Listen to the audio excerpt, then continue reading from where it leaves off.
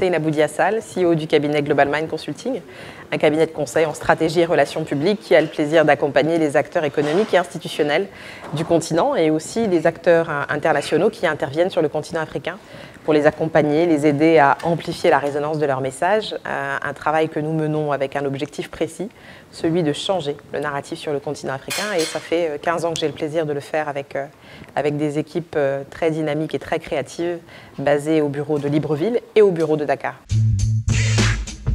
Alors peut-être que c'est le conseil.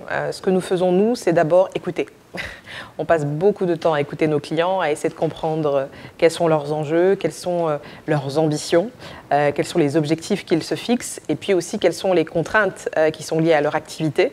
On s'interroge aussi sur l'environnement, on benchmark énormément pour essayer de voir comment est-ce qu'on peut leur permettre de mieux se différencier par rapport à la concurrence, puisqu'on sait qu'on évolue dans des marchés qui sont de plus en plus concurrentiels.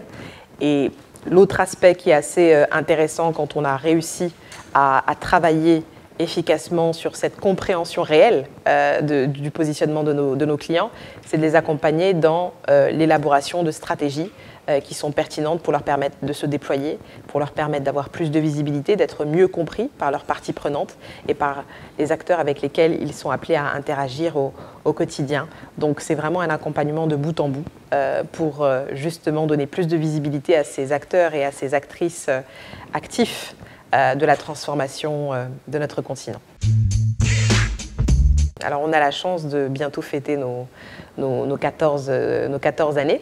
Donc ça fait moins de 15 ans d'activité, mais 15 ans déjà, ça passe très vite. Et c'est vrai qu'aujourd'hui, on est clairement dans une phase de développement. On a pour ambition de consolider ce que nous avons déjà réussi à construire et à mettre en place dans un formidable pays qui s'appelle le Gabon et aussi au Sénégal, parce qu'aujourd'hui, on voit bien que ce sont des pays qui sont vraiment en train de se développer avec une dynamique à tous les niveaux qui est en train d'être insufflée et qui est nouvelle et qu'il nous faut porter, notamment en accompagnant les acteurs privés.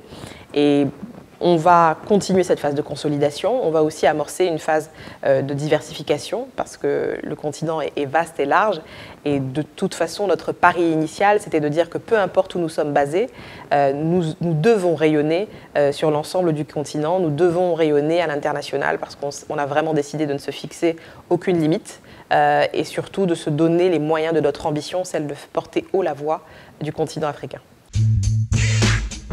Les principaux défis auxquels on a pu être confrontés peut-être au début, c'était comment est-ce qu'on arrive à expliquer ce que nous faisons. Comment est-ce qu'on fait pour qu'un client qui intervient et qui va voir peut-être la communication comme étant un peu un fourre-tout, vous me passerez l'expression, puisse comprendre l'importance stratégique que ça peut avoir.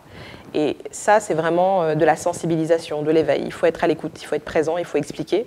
Parce que quand on comprend que ça n'est pas une variable d'ajustement, le budget qu'on va essayer de trouver péniblement quand on a fini d'épurer tous les autres sujets.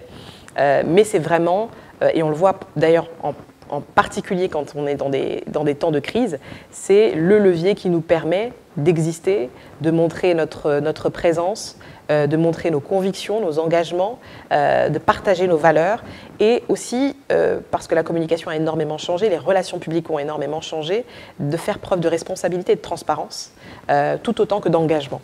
Et c'est ça qu'on invite, c'est l'invitation que nous portons à l'endroit des acteurs africains, c'est de ne pas négliger l'importance de s'engager, de jouer la carte de la transparence, parce qu'à la fin de la journée, c'est ça le pari qui est payant et c'est ça qui nous permet aussi de valoriser et de promouvoir tout ce que nous faisons, tout cet impact que nous avons et qui est concret, qui est palpable. Et c'est aussi le meilleur moyen, je pense, d'éviter que l'histoire soit racontée par d'autres. C'est le meilleur moyen de faire en sorte qu'on soit vraiment les artisans de la construction de ce continent et de faire en sorte qu'on soit capable de narrer ce qui est en train de se passer, de partager ce narratif-là, de le diffuser largement, parce que c'est aussi ça qu'on veut voir. On veut voir une Afrique qui réussit, on veut voir une Afrique qui, effectivement, fait face à des défis, mais qui parvient à les surmonter. C'est très intéressant de partager le comment. Comment est-ce qu'on a réussi à faire ça? Parce que ça inspire aussi d'autres Africains et ça montre au monde qu'on ne doit pas être spectateur de ce qui se dessine et ce qui se décide à l'échelle mondiale, mais bien acteur et acteurs actifs de ce destin. Alors peut-être le premier conseil, c'est de ne pas hésiter à se donner les moyens de réussir ses ambitions. Et j'entends par là, bien sûr, on parle de moyens financiers, mais les moyens financiers, quand le projet est bon, on les trouve assez aisément. Ou sinon, on trouve, ou vos clients vous trouvent, quand le produit que vous proposez, quand le service que vous apportez a une vraie valeur ajoutée. Et donc c'est vrai que, plus que ça me paraît être indispensable de sans cesse apprendre, de faire preuve d'humilité, de chercher à être la meilleure version de soi-même, de proposer toujours des prestations qui sont les prestations du plus, de ne pas rester sur des canevas, mais d'être dans une logique de dire comment est-ce que je peux apporter une valeur ajoutée supplémentaire, complémentaire à mes clients. Comment je peux leur permettre vraiment de se sentir accompagnés à tous les niveaux. Comment je peux jouer plus qu'un rôle d'exécutant ou de prestataire. Nous, on se considère comme étant des partenaires de nos clients. On est là parce que quand ils réussissent, c'est nous qui réussissons. Et que le fait de les voir réussir à l'échelle continentale, internationale, c'est notre première victoire. Et c'est la parfaite illustration de ce que les Africains, quand ils travaillent ensemble, sont capables de réaliser.